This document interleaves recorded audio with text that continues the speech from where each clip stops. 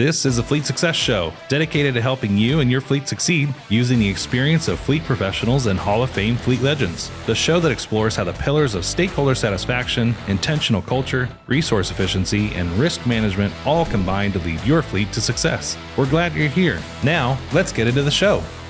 Hello, everyone, and welcome to the Fleet Success Show. I am Marc Canton, Head of Product and Consulting here at RTA Fleet, and I am joined by my good friend, Josh Turley. Hello.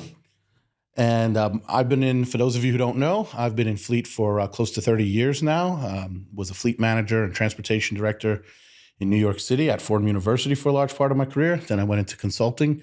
Certainly my focus was on fleet management analytics.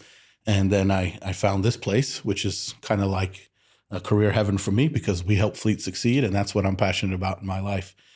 Josh, you've been in the fleet tech space really for over 20 years at this point. You've kind of seen every evolution of technology and how it impacts our industry. So you have a lot of experience to talk from here. And well, this is something that's kind of been on my mind recently. So I was hoping that I could kind of kick us off this time for those who are noticing. We're trying to switch this up a little bit. The role reversal here. What's happening? Yeah. Hold on.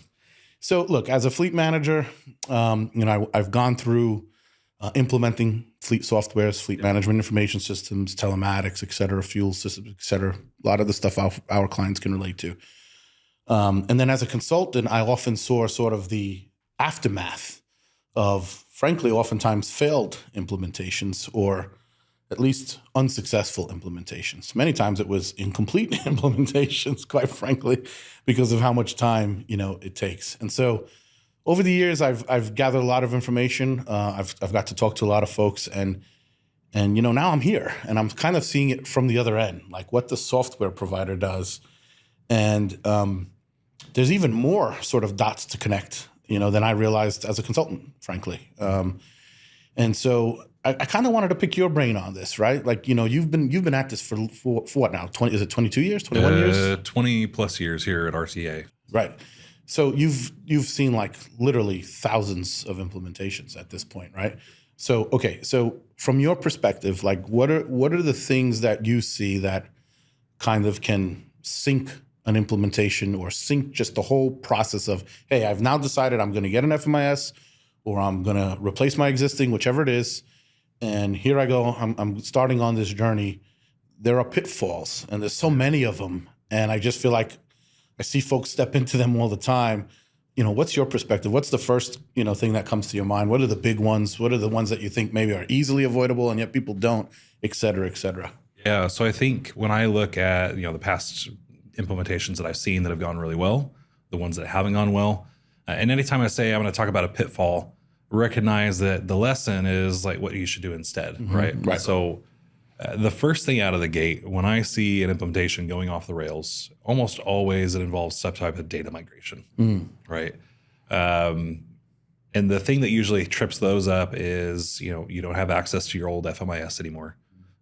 You're not familiar with their data structure, which, like you're a fleet manager, you're not supposed to be familiar with their data structure. Yeah, we've seen enough of them that we can kind of figure it out. But every once in a while, there's something that's like, oh, you're using that in a different way. Right. And that data doesn't exist where it did for these other 5 systems that we've done before. Right. So I think getting clear about what that data looks like, making sure you still have access to the old system, that you're not trying to push through like an emergency cutover, to a new system. Because what we need is, to kind of not reverse engineer it, but we need to go validate and test. Hey, we moved this data over. Is it where you're expecting to see it? Let's go look at the other system. Does it match what you're expecting to see? So, there's a lot of QA checks that have to happen as part of that. And I've seen several implementations where that becomes a huge issue. And that's another thing too, from a timing perspective. If you're bringing over, you've got some data sitting in a spreadsheet or you've exported your data out to spreadsheets and you've done some cleanup on it, it's easier for us to import that data. Right. We have utilities that do that. You just do a quick mapping and boom, bada bing, bada boom. How'd I do for that? Was that a good New Yorker? That was a good New Yorker, bada good. bing, bada boom? Okay. That was excellent. So the other piece of this is, once you kind of figure that out though, right? So like I said, we bring in the data, bring in the Excel spreadsheets. If you're sending us a full copy of the database, just like making sure that you have a way that you can test that data and go through it. Sure. One of the things though that I think a lot of people miss as part of a data migration is it's going to take time, because Right. it takes time for you to review it, That's the key. to make sure the data is in the right spot. But I would even go so far as to say it takes time because you're actually trying to clean up data while migrating the data, right? Right. So this is mistake number one, is not having access to your old system while you're going through a migration. Mistake number two with the data migration is not taking the time to clean the data or be purposeful about what you bring over. Right. Too many times I see people, they want to bring everything. I don't want to lose that history. It's got value. I need 8 and 5 years worth of Transactional data level detail, right? You don't need transactional level detail going back more than 10 years. You really don't. And 10 years is pushing It's it. pushing it. I would argue 5 is plenty. Yep. I've seen 3. We've done migrations and we keep 3 years of transactional data. We still have access to old systems or exports or something like that if we need it. Exactly. Keep a database. You can have aggregate data from older stuff. Yeah. It's like even financial data. You know how often I go back more than 3 years for transaction level financial data? I don't. Right. Exactly. It might have happened once in a 10-year time span that I needed to where's this transaction? Which customer do we pay for that? Who knows? The other problem with bringing over everything is turnover at the fleet manager position. So when you think about this, you're probably taking over for somebody that was in the position. Maybe they were in it for 2 years. Maybe they were in it for 20. What I really love is when somebody's like the third fleet manager in a row in 5 years or something like that. So they're going through this, and fleet manager 1 had one set of way of doing things. They had a different set of processes. Right. They recorded data differently. Fleet manager number 2 decided they didn't like that, so they did things differently. Right. And now here you are doing the same things. And yet you are trying to gain insights from their data, which there is data, there's insights to be had. Right. But you're not controlling and cleaning up the data for their processes or their errors or things like that. So you're bringing in over all this garbage. Now, what really chaps me a little bit, what really is like the big mistake, and this hurts you as fleet managers too if you're not thinking about this. When you're bringing over all this garbage data, you can't magically expect the reporting to get better. Right. So if you're leaving an old system because the reporting was trash, odds are is it wasn't the reporting. Now, sometimes it can be. Reporting format's a huge deal, right? Getting good access, making sure you can read the report. Right. All that But if matters. your beef is about wonky results. Yes, that won't go away. Right. Because you're bringing over wonky data. Right. The old axiom of garbage in, garbage out, there's a reason why we say it. We say it a lot, and it's true. Because if you're bringing over the garbage from fleet manager number 1 and the garbage from fleet manager number 2, in tech, we like to call it a tech debt, right? Which is, it's like the old code that you have to maintain and manage. Right. Well, there's also such a thing as data debt. It's old data that you have to maintain, manage, adjust for, and clean. And the longer you put that off, the worse it gets. So as part of a data migration, lesson learned would be plan time to clean it up, right? To standardize your data, to do what you need to make sure that it's accurate, so that your reporting is accurate. You don't want to go through all this trouble of having us import your data and then it's still giving you garbage. Right. I've even gone so far as to say, if you don't trust the data, don't bring it over. Exactly. Start with just master records. Leave the old system as your archive system, and today is a new day. Right. Like this is year 0 for you. Right. And just start building it out from there. Right. As opposed to continuing to propagate bad data because you're trying to somehow match something that existed before, and now you're ruining your processes. It just snowballs. Yeah. And I want to be clear. I want to hit on something you had there because I want to. So what Josh is saying is the time piece is for you, the fleet manager and the fleet management team. We kind of pride ourselves on being able to implement people fairly quickly, fairly well. Very well. Yeah. But we can only do that, right? We have to work with what you give us, and our competitors would say the same thing. So what he's saying is understand that you need to set aside time to do this because we can help you as only so far. At some point, your fleet, and you have to be able to look at that and say, yeah, okay, that makes sense, or yeah, that's how I want to do this rolling forward. And I should say every implementation we've ever done has a data migration component. Right. The question is just a size and scope and scale. Right. So I'm not going to say most. The quickest implementations we do, we can get somebody up and running in less than 30 days. Right. But we're only importing things like master records, parts records, inventory records, employee records, techs. I keep saying the same word. Vehicles is where I was trying to go with that. So you're bringing over the master birth certificate data just to set the foundation.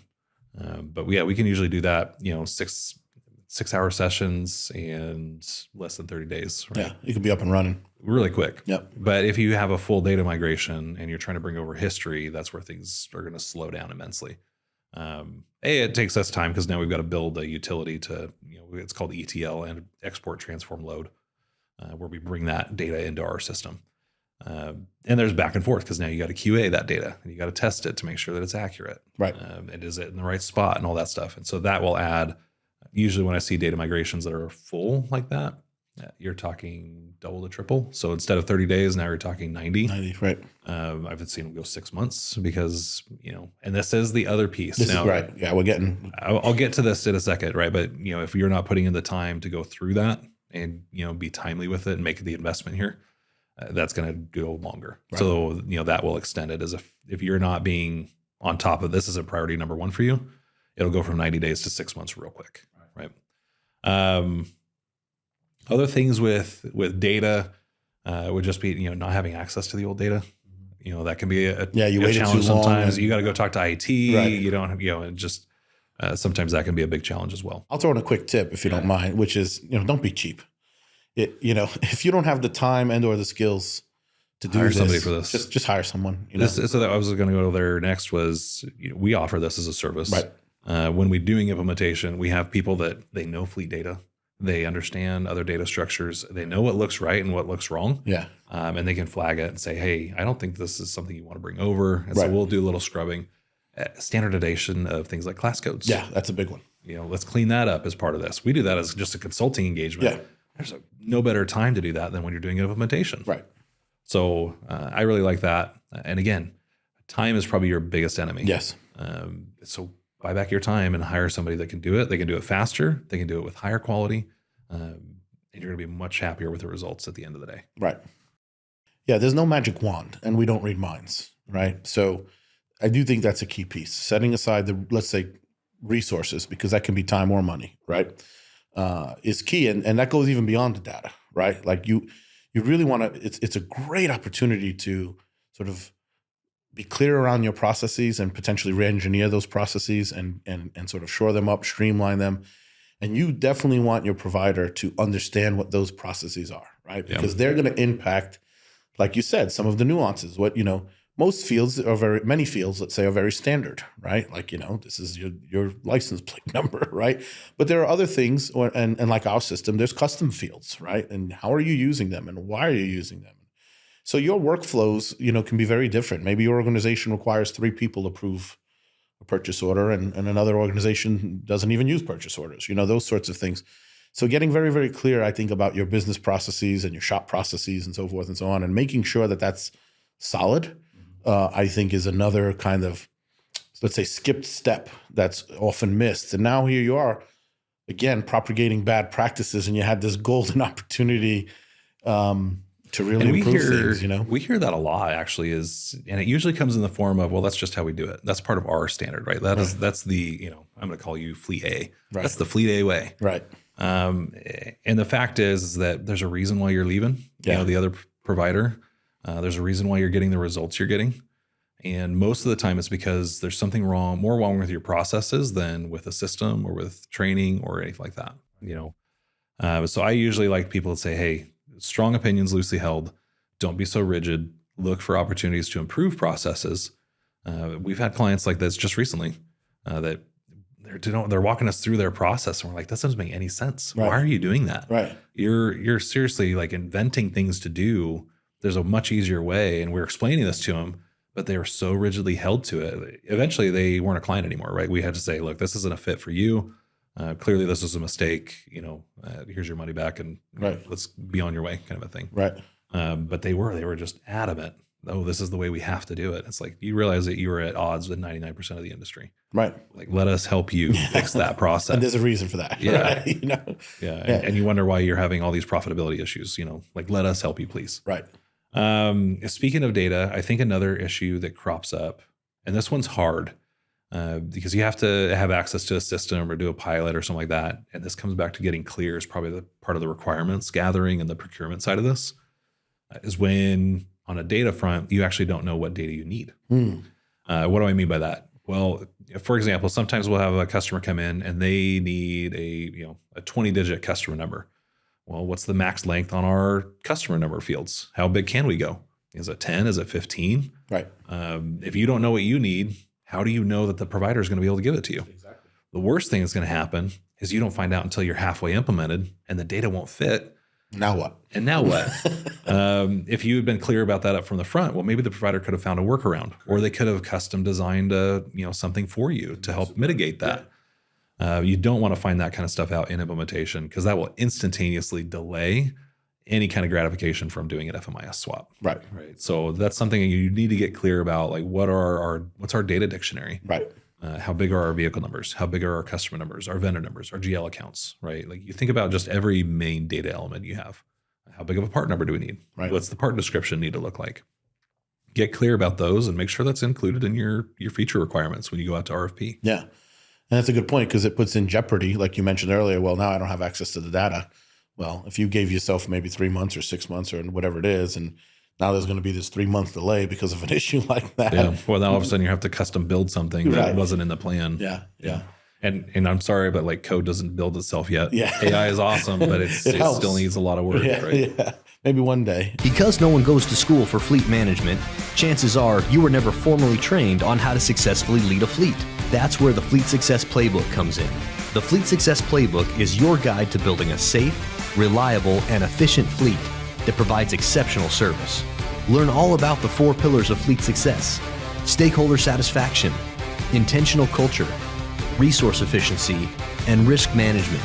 Get nearly 100 years of combined advice on common challenges, practical solutions, actionable tips, and real examples from fleet industry experts who have been there and done that. Visit www.fleetsuccessplaybook.com to request your free copy today. But let's pause on that too, because you mentioned something about the requirements in the procurement process. And I think, frankly, I think we could do like a series of podcasts about requirements. Sure. But there's one I kind of want to touch on. Again, having the experience of made a mistake in my life as a fleet manager, and then also seeing it from the consultant side. And again, so the one I want to hit on is kind of integrations, right? Yeah. Make sure you have clarity. First off, what's nice about when you're going out for bid or you're going out for a process, it gives you an opportunity. You have leverage, right? To a certain degree, where now you can say to the person you're buying a new, hey, you have to own this, because I need this, right? It's hard to go back to someone and add, to what their requirements are once they've already been doing that. So now you do that. But I can't tell you how many times here, for example, we call up the integration, the other party, and it's like, who are you? Who are you with? Who are you calling why for? are you calling me? Right. Yeah. So that was my favorite one. Yeah. Right? Almost the same customer that didn't want to change their processes, calling up the integration partner, and we're ready to go. We could have this done in less than 2 months, probably 30 days, honestly, to get this integration built. It's not a crazy integration yet. We get them on the phone and they're like, yeah, we can put that on a roadmap for 2025. You might have it in January of 2026. Right. This is a critical feature for this customer, right? And they had asked about an integration. It's like, yep, this does this, but they needed something extra. And the other partner wasn't willing to pay ball. Right. Just didn't want to, obviously didn't have the relationship with us, didn't have the relationship with the customer, didn't really care. Right. Frankly, I would have been like, well, let's dump that provider and stick with the one that actually cares about you. Yes, but that's a whole nother story. That's a whole nother story. They stuck with them, right? And so it was one of those, it was just like, clearly this isn't the right fit. Right. Right. But because they didn't do their due diligence up front, it became a massive thing. So they were now 6 months into a project, completely lost all the time invested in there because they didn't suss out the integrations. They didn't bring the other integration partner on board to really talk about, well, how does this integration work? And if we need changes to it, are you willing to play ball? Right. And that's something you have to get both partners communicating, because it's a bridge, right? It's a bridge, right. And you can't build a bridge just from one side. You have to start and meet in the middle. Yeah. Both sides have to be willing to play ball. They both have to be willing to invest in the relationship. And hopefully that's out of the box. But a lot of integrations just aren't. Well, I mean, how many times do we run into something where we tell a customer, yeah, we can do that, but I can't promise you they can do that. Yeah. Right. And then we're running into it right now. Right. Yeah, so, a massive customer. Right. And yet the other side is just like, well, Yeah. We don't even have the capability of doing that. Right. Exactly. And it's okay. Well, now what? Now what? Exactly. Yeah. So getting out, having those conversations. I do think in many cases there's, let's say, I don't know of a better way to say it. I'm going to say leverage again, untapped leverage, but getting out in front and understanding what the appetites are, what the capabilities are first and foremost, what the appetite is for that. And then if there's not the appetite you want, how does that make you rethink the whole thing? Right. And then that brings me all the way back, sort of a step further back, which is, something, I like to talk a lot about, which is having a true data management plan. Yeah. Right. Because I think it starts there, because that's where you determine your objectives. What am I trying to get out of this tech? What am I trying to get out of this piece of software? What are the things I'm not tracking today that I really want to be tracking, and why? Right. And I think if you start there and you understand that kind of almost serves as like your guide rails for everything else. And it allows you to prioritize what's the most important pieces. Hey, when I'm working with this potential vendor, maybe this element of the software is super important to me, must have. And this other element I really want to have, but if it's not there, I can live with it. Right. And having that set up. If you don't know what your objectives are that you're trying to get out of this, and we run into this a lot. It's like, oh, well, I have had a system for 20 years. I mean, I know my objectives. No, you don't. What are you trying to change? I just wanted to do everything my old system does. Well, then why are you changing? So that's why some guys will come in and they're like, well, this is what I used at my other shop. Right. Okay, but this is a different environment, right? You have different processes and everything like that. Right. How do you know this is going to work better here? Exactly. Right. It sounds rudimentary when I hear myself say it, but it's not. People don't pause to think about this stuff. So, and then they make decisions emotionally instead of on facts and logic. Yes. Yes. Exactly. Yeah. What's the old saying? We buy on emotion and we justify on logic, and that's the rub of it for sure. I call it mental gymnastics. Yeah, totally. Anything we do to reconcile it's cognitive dissonance. Right. Is the way to say that. Right. There's another piece of this, and I kind of alluded to it with the time aspect. Right. One of the things that I see that sinks a lot of migrations and a lot of implementations is time. Is that customers aren't willing or aren't able. And I'll give somebody the benefit of the doubt here. Right. Sometimes somebody else decided that, hey, this is something we're doing, and now you're stuck with implementing it, which, it's a really rough situation to be in. We coach our sales team as a consultative approach, that you need to be dealing with buyers on both sides. Right. It's not just the person signing the check, it's also the person implementing it. Right. You've got a whole team the buy-in. Users, et cetera. Exactly. Right. But it's from the ones that don't want to invest the time. Like, that's where I see a lot of problems. Yes. And so we're sitting here and we're pinging you and saying, hey, are you ready to have that next call? Are you ready for that next follow-up? We've got it scheduled. Canceled. Okay, well, let's get it back on the books. Canceled, right? And we give you a homework assignment. It's like, yeah, I just haven't gotten to it Clean yet. these items in your inventory. Right? Yep. And so when I see implementations fail, a lot of times it's because they're not willing to invest the time it takes to make this successful. Right. They want it all done for them. They want to wave the magic wand, and Right. they just expect it to happen. Right. But there's work, you got a job to do here, guys. Right. And if you're shirking from that, you're going to be really disappointed when the system doesn't work the way you want it to. Right. Because you basically just abdicated instead of delegated. Right. So investing the time, making sure that this is your number one priority. Right. I wouldn't do this during budget season. I wouldn't do this during, like fiscal year end. Right. I would strategically pick when you're going to implement this. Make sure it's not during like a big conference season or something. Right. If you're going to be going out of town for surgery for a month, probably not a great time to do an FMIS implementation. Right. And I say that because we had somebody do that. Yeah. I've seen 1,000 of these. Yeah. So, and to tie back that thought back to something you said earlier with the data real quick, like the data cleanup, you can outsource. Totally. Right. There are some things you can't outsource, right? That you're going to have to need to be there. Right. Exactly. Yeah. So identify that early, right? Identify where that is early in the process so that you can, again, where can I buy back my time? Where can we keep that time? To your point. I'm sorry. And be mindful of, looming deadlines. If you have a contract and it expires with a vendor, you may have to extend that by a year. Right. So be really careful about budgeting your time as you go into this. Are you willing and able to give this the time it deserves? Right. If you can give it time for a short period of time, I call it short-term pain, long-term gain. If you can go focused intensity, get this thing across the finish line, like I said, we can have people up and running in less than 30 days. Right. But that when I see those work is because the client was all in and they were ready to move. And every time we gave them a task, gave them an assignment, they did it and came back and were ready to go for the next assignment. Yeah. They made it a priority. Right. The ones who don't, I've seen implementations. In fact, if I went and looked, when we first started doing implementations, we were tracking a metric and we wanted to know how many of them never got implemented. And so we actually have clients that are paying us that never implemented. They figured it out, or this is interesting too. We're starting to get some data around, we have clients that never implemented, never use the software, and yet the accounting has been paying us for 3 years. Oh, And wow. I'm like, what the heck? What a waste. Yeah.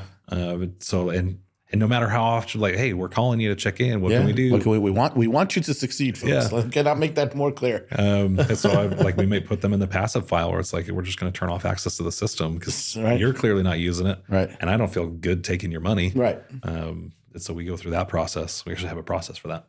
But when I think about the ones that don't want to invest the time, that's usually, it's neither priority, or it was a priority for somebody else, but not this person. Right.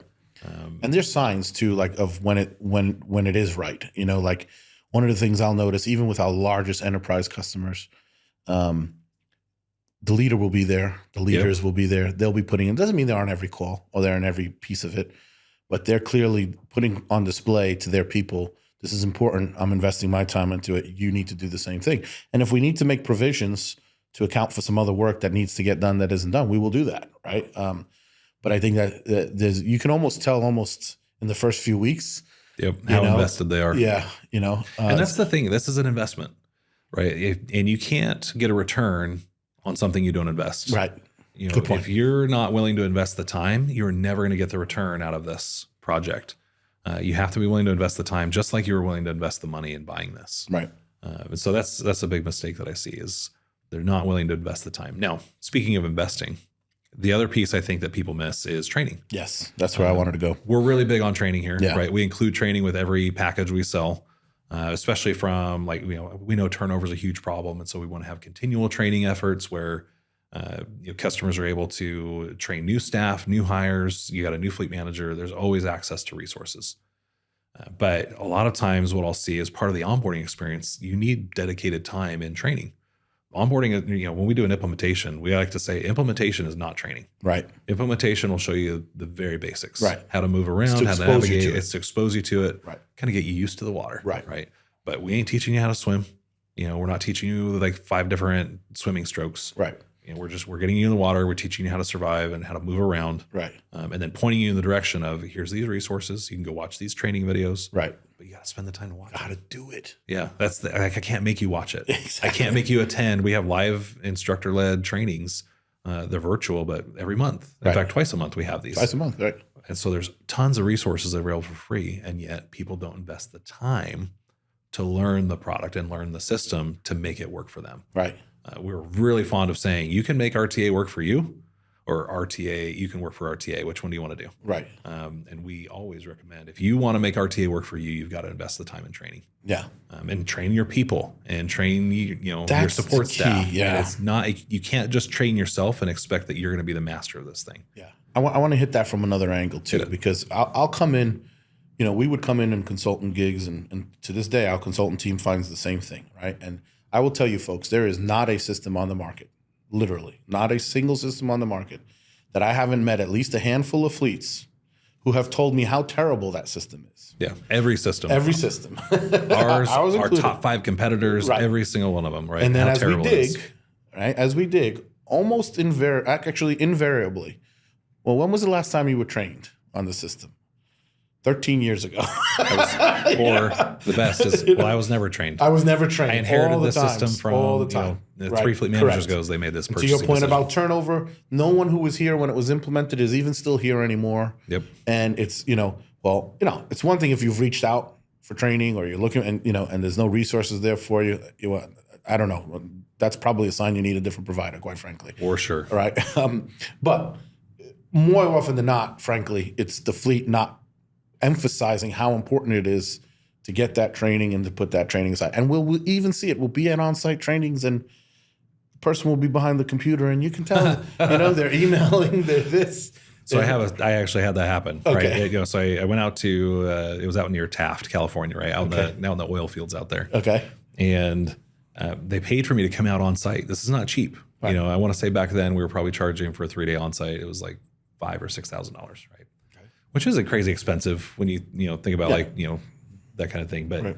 they literally paid for me to be out there for 3 days. And I show up, and the fleet manager's kind of like, well, I'm not really sure what you're going to do, but let's come into my office for a little bit. Right. And so we're in his office and he's like, well, show me how to do this. Right. So I had a whole seminar. I was like, where are we setting up? Like, let's go. And I talked to him beforehand, but it was just kind of, this was actually one of my first trainings. So it was really raw. But I'm sitting here trying to show him stuff.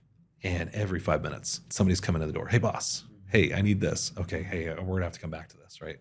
Mm-hmm. And he would just stop. I've seen it. And so, after, I want to say by day, about halfway through the second day, when I realized just like, this is not going anywhere, I said, look, is there anything I can just do for you? Is there so he ended up giving me his Excel spreadsheet. He's like, I just need this data in the system. I was like, okay, you paid for me to be here, put me to work. And so he did. He gave me the data, and I was literally just, importing the data, putting the system in, getting it all cleaned up. And that's what I did for the next, 1.5 days. And then I flew back out of Bakersfield and flew back home. And I was like, wow.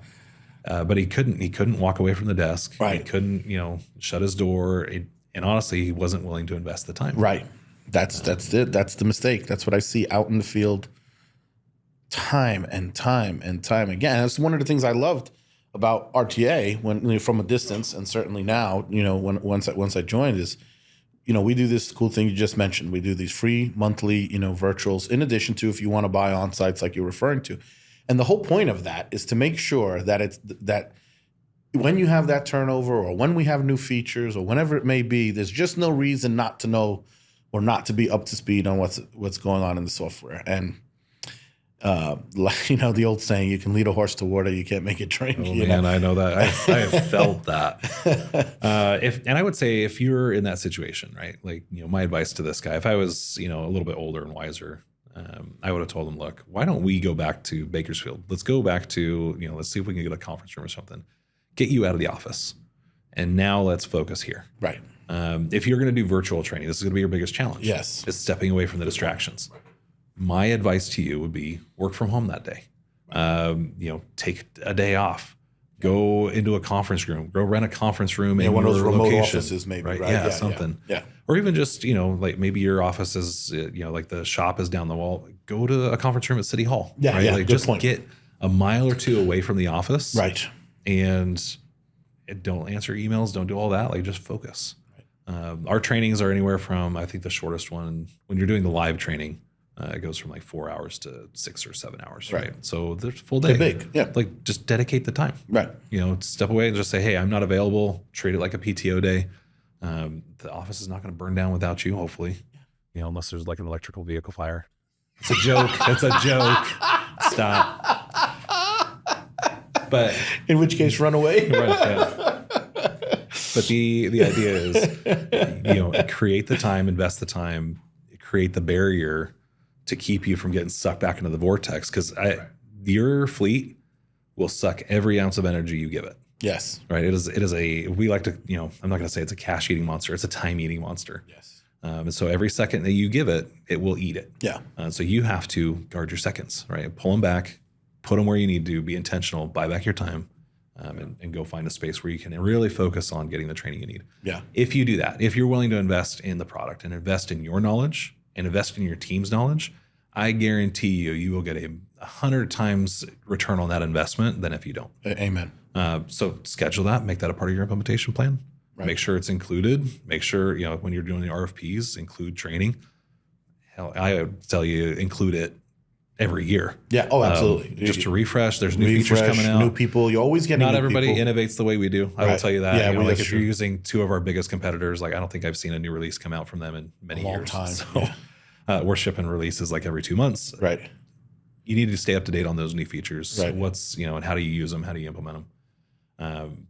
So make that a part of the ongoing contract. Right. So that way you're going through and staying up to date, and you're keeping your fleet as tip-top shape as you can and getting that return on the investment you're making in this thing. Yeah.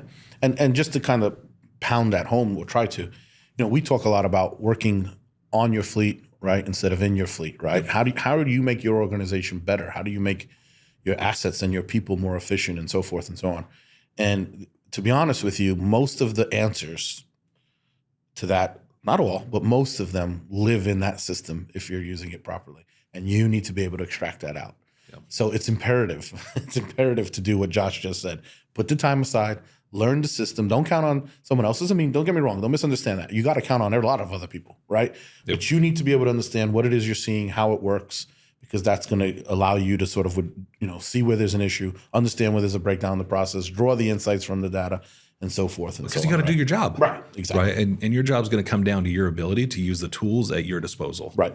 And if you're not investing in that education, you're not going to be able to do your job. Yeah. So I think that's the big takeaway for fleet managers. The pitfalls when I see failed implementations is because they weren't willing to invest in the tools at their disposal. Right.